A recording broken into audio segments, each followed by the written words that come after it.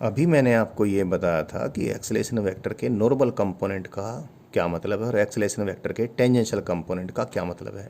और ये बहुत इंपॉर्टेंट है, बहुत अच्छे से समझना। कारण जब हम मोशन की स्टडी करते हैं तो मेनली हमारे दिमाग में ये बात चलती है कि जो पार्टिकल मूव करता है तो कितनी तेज़ी से उसकी स्पीड कम होगी या ज़्यादा होगी, और कितनी तेज़ी से उसकी स्पीड कम होगी या ज़्यादा होगी ये कौन बताएगा? Tangential component of the acceleration, क्योंकि tangential component of the acceleration ही rate of change of speed है, एक बात। और दूसरी बात, चलता हुआ पार्टिकल किस प्रकार से मुड़ेगा, यानी उसकी वेलोसिटी कैसे टर्न होगी, और वेलोसिटी कैसे टर्न होगी ये कौन बताएगा? एक्सेलेरेशन का नॉर्मल कंपोनेंट। तो अगर हम एक स्पेशल केस लें और अच्छे से, पहले आपको बता दिया लेकिन फिर भी एक एग्जांपल के जरिए बता देता हूँ कि if normal component is zero, normal component is zero है, इसका मायना velocity velocity doesn't turn, velocity मुड़ती नहीं है। वेलोसिटी नहीं मुड़ने का मतलब क्या है? The motion is straight line motion, straight line motion है। और क्योंकि ये जीरो हो गया, तो क्योंकि ये जीरो हो गया इसलिए सारा का सारा एक्सेलेरेशन क्या हो गया? सारा का सारा एक्सेलेरेशन देखें, एक्सेलेरेशन सारा का सारा टेंजेंशियल एक्सेलेरेशन होगा। और टेंजेंशियल एक्सेलेरेशन होने का मायना है एक्सेलेरेशन वेक्टर की मैग्नीट्यूड खुद टेंजेंशियल एक्सेलेरेशन की मैग्नीट्यूड के बराबर होगी। और टेंजेंशियल एक्सेलेरेशन क्या होती है? Rate of change of speed होती है। और ये मैं पहले दूसरे ढंग से ही बता चुका कि rate of change of speed acceleration की मैग्नीट्यूड के बराबर सिर्फ कब होती है? ओनली एंड ओनली तब होती है जब जब स्ट्रेट लाइन मोशन हो। एक बार वापस से ये बात हमने देख ली है, यानी ये बहुत ज़रूरी है, इसलिए बार बार इसको अलग अलग ढंग से बता रहा हूँ कि एक्सेलेरेशन वेक्टर की मैग्नीट्यूड को आप dv/dt ना लेना। एक्सेलेरेशन वेक्टर की मैग्नीट्यूड का तो दोनों जगह डिवीज़न होगा, यानी एक्सेलेरेशन वेक्टर की मैग्नीट्यूड का एक हिस्सा तो वेलोसिटी की डायरेक्शन को मोड़ेगा और एक्सेलेरेशन वेक्टर की मैग्नीट्यूड का एक हिस्सा स्पीड को कम ज़्यादा करेगा। तो आई थिंक ये बिल्कुल स्पष्ट होना चाहिए। कई बार मैंने ये भी बता दिया, कई बार तो ऐसा होगा एक्सेलेरेशन वेक्टर का कोई प्रभाव भी ऐसा नहीं होगा जो कि स्पीड को कम ज़्यादा करेगा, जैसे यूनिफॉर्म सर्कुलर मोशन में होता है। तो उस टाइम तो rate of change of speed he zero हो जाती है। फिर भी इसको और क्लियर कर लेते हैं। और इस बात से एक बात और क्लियर हो जानी चाहिए आपको कि एक्सेलेरेशन को यदि उसको उसके कार्टेशियन कंपोनेंट्स में रिजोल्व करके एक्सेलेरेशन को इफेक्ट को समझते हैं, उससे बेहतर एक्सेलेरेशन को इफेक्ट को समझने का तरीका है कि एक्सेलेरेशन को उसके टेंजेंशियल एंड नॉर्मल कंपोनेंट्स में डिवाइड करें। अब इसको और क्लियर करने के लिए सपोज मैं एक प्रॉब्लम आपको देता हूँ। प्रॉब्लम ये है कि कोई पार्टिकल एक्स वाई प्लेन में मूव करता है, और एक्स वाई प्लेन में मूव करते पार्टिकल का एक्सेलेरेशन किसी टाइम देखा गया इट इज़ 10 मीटर पर सेकेंड स्क्वायर, 10 मीटर पर सेकेंड स्क्वायर आई कैप, इतना एक्सेलेरेशन ऑब्जर्व किया गया। तो देखिए, जो इस कंसेप्ट को क्लियरली नहीं जानते कि एक्सेलेरेशन वेक्टर की magnitude rate of change of speed नहीं होती है, तो सीधे सीधे वो तुरंत बोल देंगे एक्सेलेरेशन वेक्टर की मैग्नीट्यूड जो 10 मीटर पर सेकेंड स्क्वायर है वही rate of change of speed है। देखो अब क्या बात बनती है। मैंने एक इन्फॉर्मेशन दी, अभी अधूरी इन्फॉर्मेशन है। मैंने कहा कि particle is traveling in X Y plane and the acceleration of the particle seen at a moment is equal to 10 meter पर सेकेंड स्क्वायर आई कैप। और उसी टाइम मान लिया एक्सेलेरेशन वेक्टर उसी टाइम मान लिया पार्टिकल का वेलोसिटी वेक्टर कितना है? पार्टिकल का वेलोसिटी वेक्टर है से it is 3 I cap plus 4 J cap meter पर सेकेंड। तो अब क्वेश्चन है find the rate of change of speed and find the normal component of the acceleration.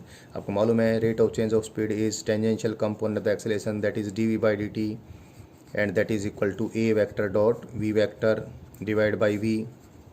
a vector कितना है ये, v वेक्टर कितना है ये, डॉट प्रोडक्ट लेंगे एक्सेलेरेशन का, y कंपोनेंट तो जीरो, डॉट प्रोडक्ट कितना आ गया 30 मीटर स्क्वायर, ये वेलोसिटी वेक्टर मीटर पर सेकंड लिखना था, ये थोड़ा मिस्टेक हो जाती है प्रिंटिंग टाइप की।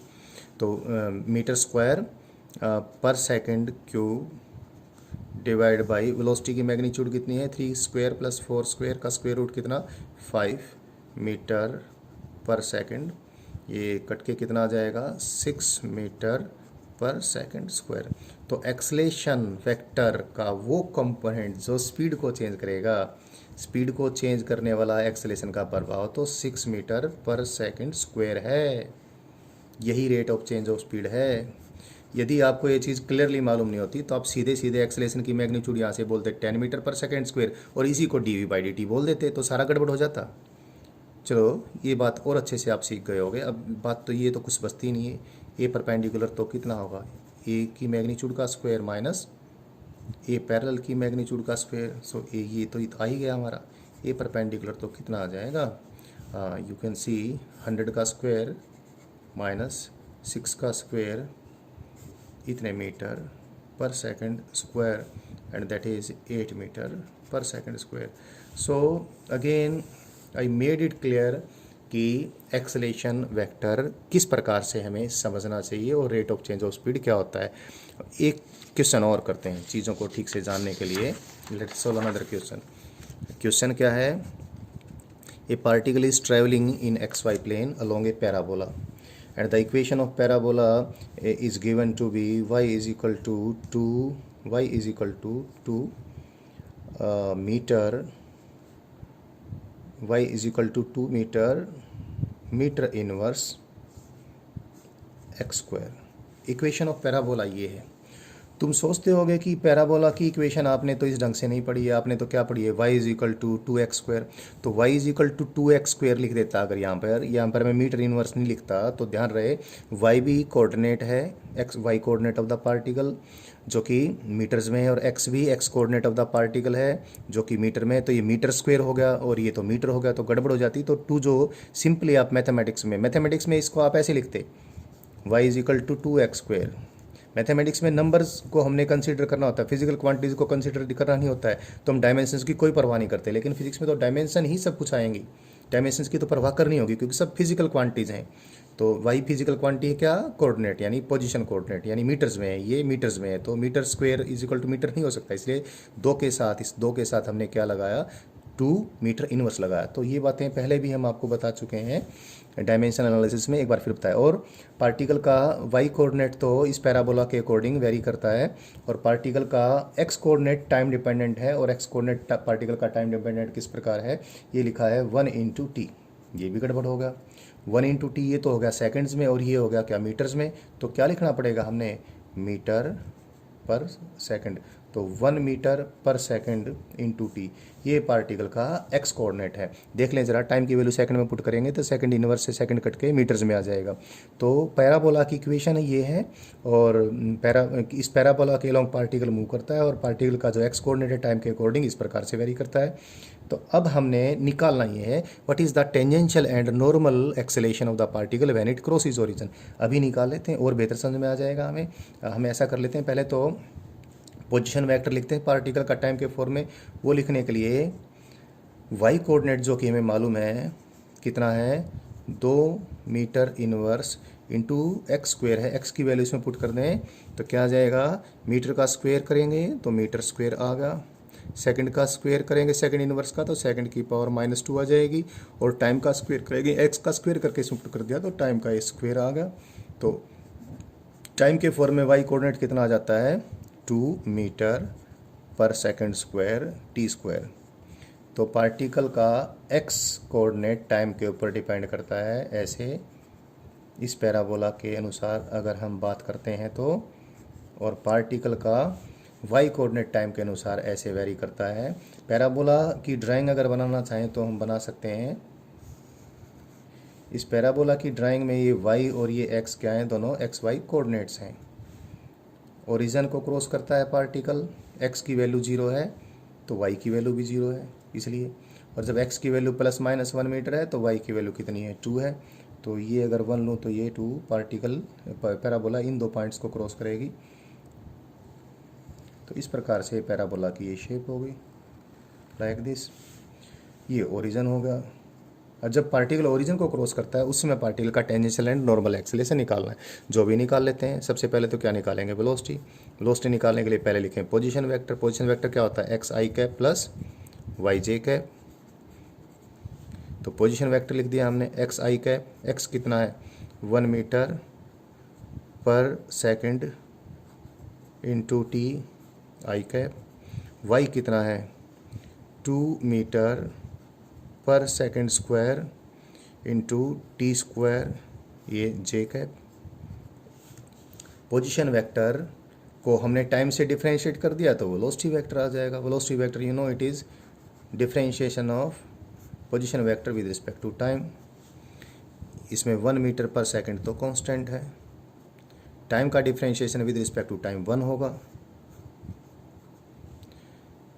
2 मीटर पर second square into J cap तो कांस्टेंट है, 2 मीटर पर second square into J cap तो कांस्टेंट है, टी स्क्वायर का differentiation with respect to T कितना हो जाएगा, 2t हो जाएगा, it is this.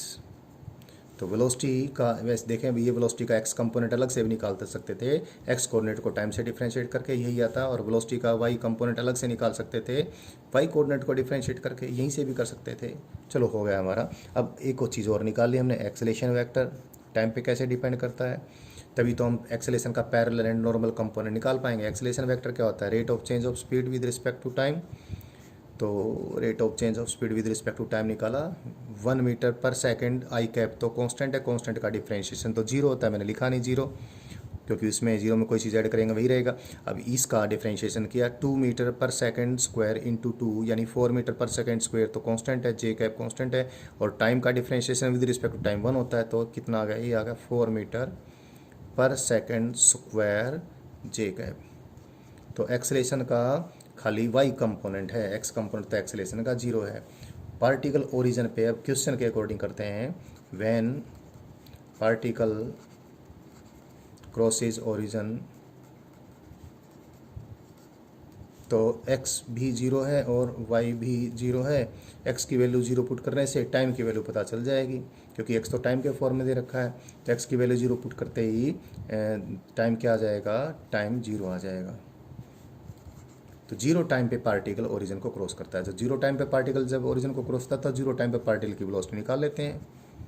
Zero time पे पार्टिकल की वेलोसिटी कितनी होगी, टी की वैल्यू जीरो पुट कर दी तो कितनी आ गई, 1 मीटर पर सेकंड आई कैप। और जीरो टाइम पर एक्सेलेरेशन की वैल्यू निकालते हैं, एक्सेलेरेशन में देखो टाइम तो है नहीं, एक्सेलेरेशन तो कांस्टेंट है लगातार इस केस में, दैट इज़ 4 मीटर पर सेकंड स्क्वायर जे कैप। तो एक्सेलेरेशन का और वेलोसिटी का वेलोसिटी और एक्सेलेरेशन की वो वैल्यूज आ गई जब पार्टिकल ओरिजिन को क्रॉस करता है। तो वैसे तो डायरेक्टली देख सकते हैं, ओरिजिन को जब क्रॉस करता है पार्टिकल तो जा रहा है एक्स डायरेक्शन में और एक्सेलेरेशन है वाई डायरेक्शन में। तो एक्सेलेरेशन का वेलोसिटी की डायरेक्शन में तो कोई कंपोनेंट है नहीं, तो सारा का सारा एक्सेलेरेशन नॉर्मल एक्सेलेरेशन है। फिर भी एक बार जिस तरीके को हमने सीखा वैसे कर लेते हैं। You know dv/dt that is rate of change of speed that is tangential acceleration, it is determined by component of the acceleration along the velocity A vector dot V vector divide by V. A vector dot V vector देखो, V vector तो किधर है I cap, acceleration किधर है J cap direction में, dot product zero आ गया।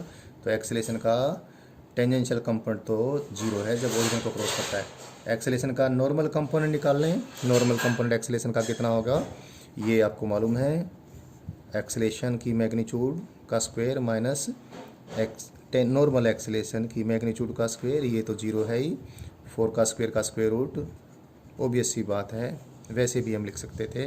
तो एक्सेलेरेशन का नॉर्मल कंपोनेंट तो इस केस में वैन ओरिजिन को क्रॉस करता है 4 मीटर पर सेकंड स्क्वायर है, और एक्सेलेरेशन का कौन सा कंपोनेंट, टेंजेंशियल कंपोनेंट जो कि rate of change of speed होता है वो जीरो होता है। डायरेक्ट भी यहाँ से दिख रहा था, लेकिन हमने थोड़ा सोल्व करके भी देख लिया डायरेक्ट कैसे दिख रहा था। जब ओरिजिन को क्रॉस करता है तो पार्टिकल की वेलोसिटी एक्स डायरेक्शन में है और पार्टिकल का एक्सेलेरेशन तो लगातार ही वाई डायरेक्शन में है, तो एक्सेलेरेशन का कोई कंपोनेंट इधर नहीं है, तो इसलिए टेंजेंशियल एक्सेलेरेशन तो इस टाइम जीरो था। लेकिन ध्यान, और नॉर्मल एक्सेलेरेशन ही सारा एक्सेलेरेशन था। लेकिन ध्यान रहे इस क्वेश्चन को मैं अगर और पूछूं कि find the normal and tangential component the acceleration when the particle crosses 1 2, ये कोई पॉइंट है जिसका वाई और एक्स कोऑर्डिनेट दे दिए, ये तो है 1 और ये है 2, वेलोसिटी होगी इधर।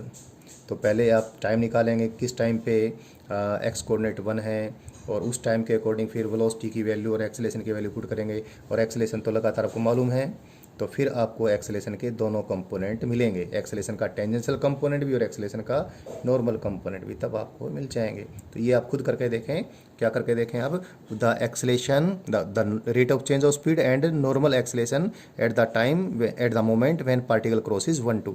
तो 1 2 को जब क्रॉस करता है 1 2 क्यों, जब x की वैल्यू 1 पुट करेंगे तो y की वैल्यू 2 आ जाएगी, तो वो आप खुद करके देखें। तो I think it is quite clear कि नॉर्मल एक्सेलेरेशन क्या होता है और टेंजेंशियल एक्सेलेरेशन क्या होता है, और क्वेश्चन भी करते हैं अभी।